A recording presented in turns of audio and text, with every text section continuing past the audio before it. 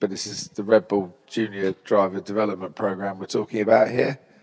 And patience, consistency, we don't always see that. Yeah.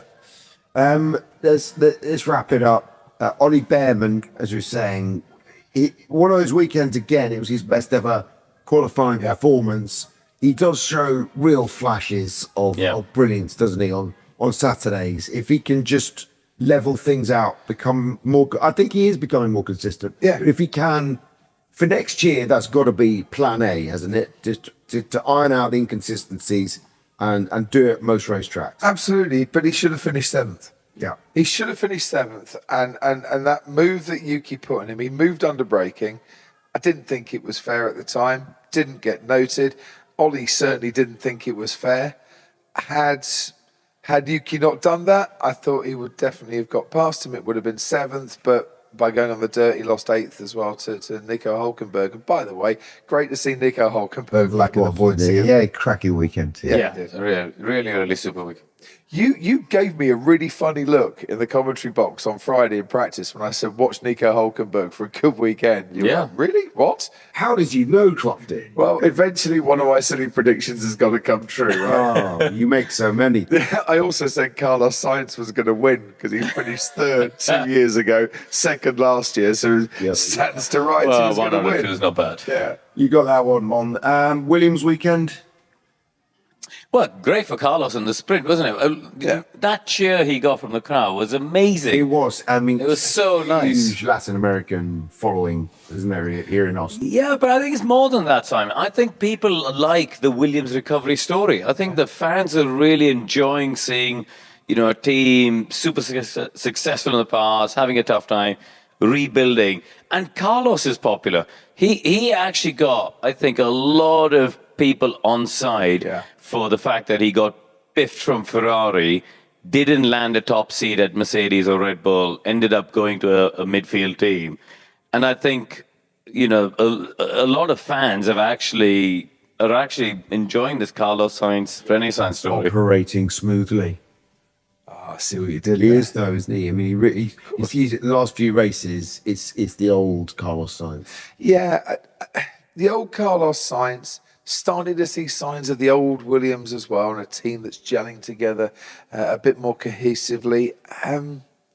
It's a shame the race didn't go well for him, the Grand Prix, and that move on Kimi. Alex Albon, drove, I think, a steady Grand Prix as well.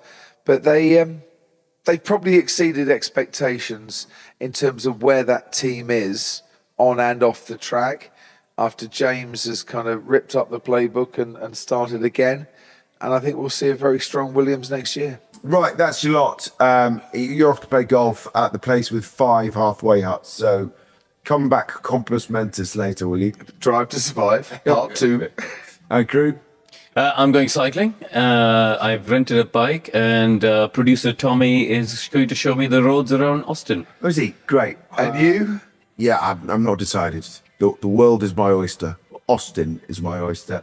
Thanks for listening to the F1 Show podcast. It's been a blast. We'll see you in Mexico.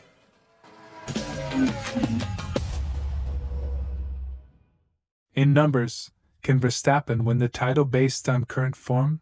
Max Verstappen has rapidly closed in on Oscar Piastri and Lando Norris in the title fight. But what does the data say about the Red Bull Drivers' Championship prospects?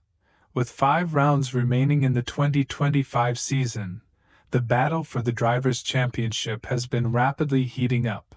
Much focus has surrounded the increased threat posed by Max Verstappen, with the Dutchman's recent strong run of form seeing him close the gap to leader Oscar Piastri down to just 40 points, while Piastri's McLaren teammate Lando Norris is only 14 points adrift in second. 4-time world champion Verstappen admitted after his latest win in Austin that the chance is there for him to claim a 5th consecutive title, adding, "We just need to try to deliver these weekends to the end of the year, so yeah, we'll at least try whatever we can."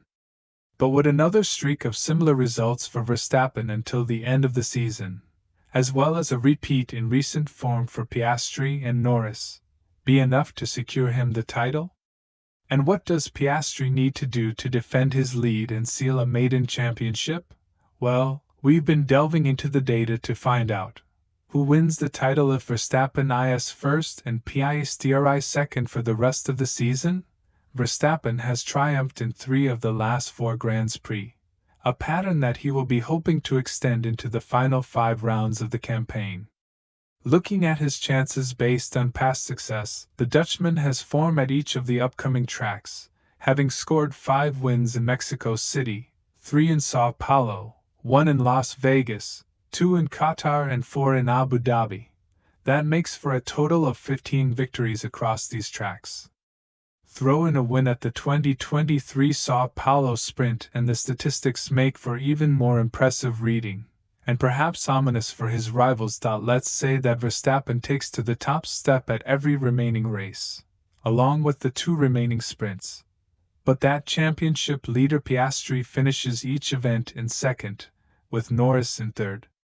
In this scenario, Piastri would clinch the title on a total of 450 points, by a margin of just 3 points from Verstappen, while Norris would have a deficit of 31 points. In terms of his own record at the next 5 circuits, Piastri's only 2 sprint victories were achieved in Qatar, while his best finish in Mexico has been a P8.AS for Norris. The Briton took victory in last year's Abu Dhabi Grand Prix, plus the Sao Paulo Sprint in 2024.